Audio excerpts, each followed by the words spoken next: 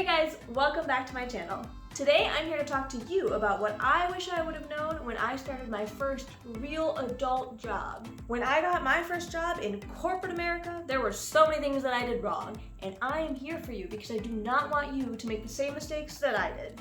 So I welcome you to relive my regret with me as I talk you through 3 things that you should do immediately when you start your first big job. Before I reveal all of my secrets to you, I would so appreciate if you hit that like button and click subscribe if you want to keep seeing more financial advice and tips and tricks videos from me.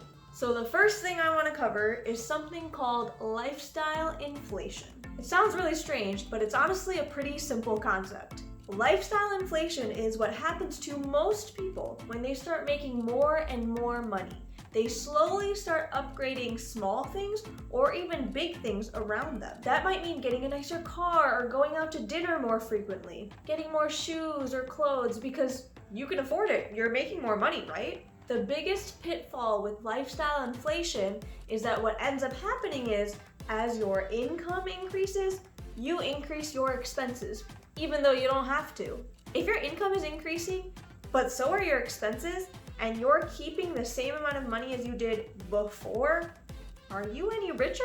This is the biggest concept I wish I would have thought about when I first started my job. When you're fresh out of college and you land that first big job and you see all that money flowing into your bank account, you kind of lose your mind with all the possibilities. But this is the time that you could be saving or investing the most amount of money. If you are able to live at home, do it for as long as possible. Believe me, it will save you thousands, if not hundreds of thousands of dollars. Rent is not cheap, take it from me. Not to mention all the added living expenses that you don't even think about when you first move out.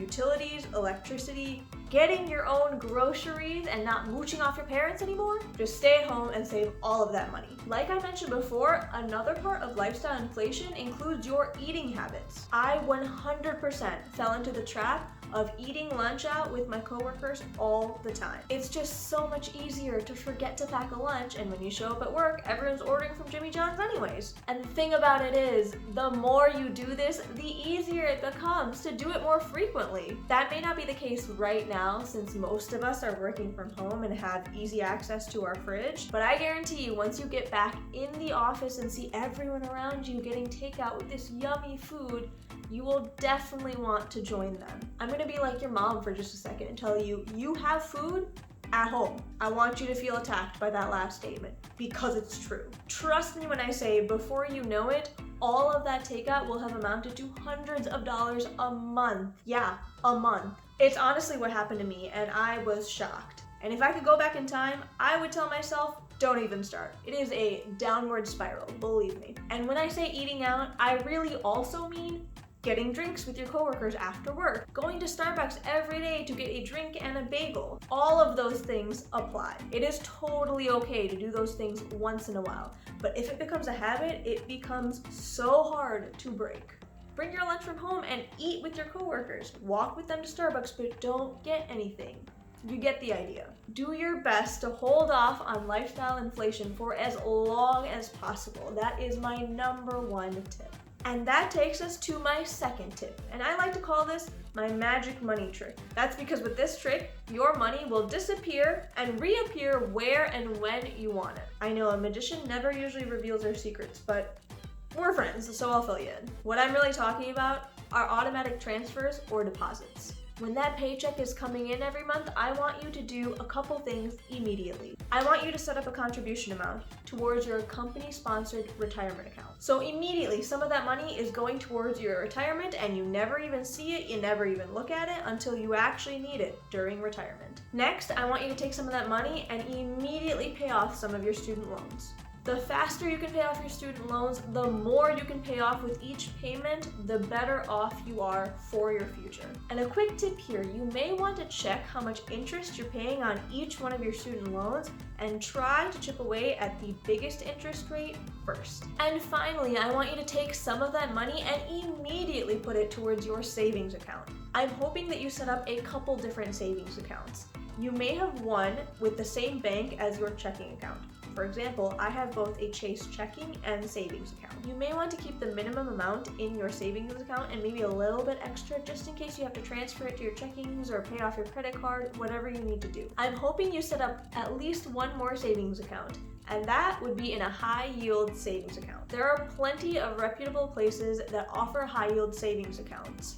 And the difference here is that their APR rates are much higher than regular savings accounts. What it really comes down to is that the money that you're storing in a regular savings account isn't really keeping up with inflation, so it may be losing value a little bit. So when you're storing money, you want to do your best to make sure that that money at least keeps up with inflation and doesn't lose value. And the best way to do that is through a high-yield savings account. Just make sure that when you're picking a place to open up one of these accounts, it's FDIC insured and you're good to go. So with this magic money trick, all you're really doing is before you get to feel all of that money just sitting in your bank account waiting to be spent, you immediately distribute it to all the places it needs to go, so you feel like you don't just have a bunch of money that you're sitting on. You don't feel like you need to spend it all because you actually don't have that much money left over when you distribute it to the places that needs to go. And the magic about it is that when you actually need that money, it will reappear for you. Whether that's at retirement, when you take all of that money out of your IRA and you get to spend it, or if you're ready to buy a house and you're finally taking out that money you've been saving for so long in your high-yield savings account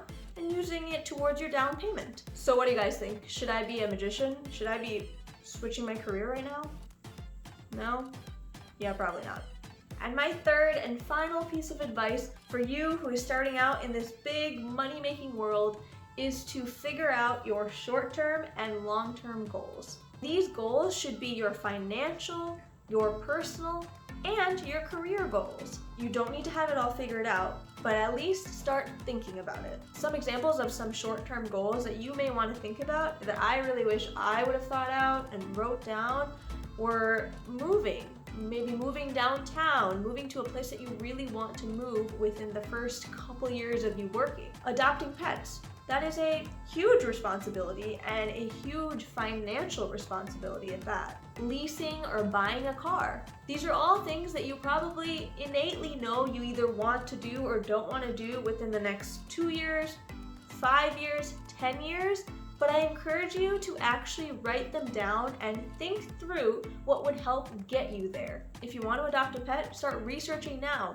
What does that animal need to feel safe, secure, loved, and how much money is that really going to take? If you want to lease a car or eventually buy one, start doing your research on what types of cars you want and how much it's going to cost you. If you want to buy a house in the next 5 years, how much money is that really going to take? You probably don't know off the bat, but that's why writing these short-term goals down now means that you will put some sort of thought process into them, and that will help you eventually get on track for getting to your goal. Some examples of some long-term goals you may want to think about are, do you want to stay with this company that you're starting off with? If you know right now that you don't want to stay with your company, start doing your research and figuring out where all the opportunities lie for you. Maybe a long-term goal is to move out of state. Well, where do you want to go and how much is it going to cost you? And one of the biggest financial goals is being able to retire. It is a huge privilege to be able to retire comfortably. So if that is one of your goals, or even if you want to retire early, you need to figure out how much money you need to have and by what age. You don't need to have all of your goals written down now. You don't have to have it figured out right now. But the whole point of this is to start thinking about what you want your life to be. I know that it's super exciting when you're starting off your first job because you feel like you have the rest of your life ahead of you. You have the whole world at your fingertips. But I promise you, a few years will go by in a heartbeat.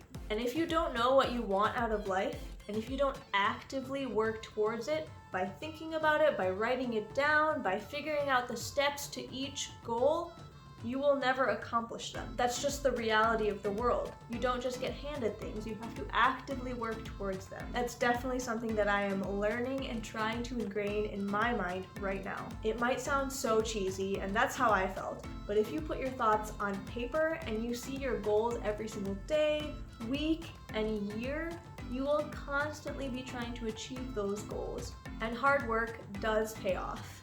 And there you have it, you guys. Those are my 3 pieces of advice for those of you starting off with your first jobs. I honestly wish you the best of luck. It is such an exciting time, and I hope you get to fulfill all of those dreams and goals that you have. I would love to go more into the details of things that I wish I had done when I first started my job, so please don't forget to leave a comment down below if that's what you want to see. Leave any questions that you have below, and don't forget to hit that like button and click subscribe so you can keep seeing more of these financial advice videos. Thank you so much for stopping by, and I will see you guys next time.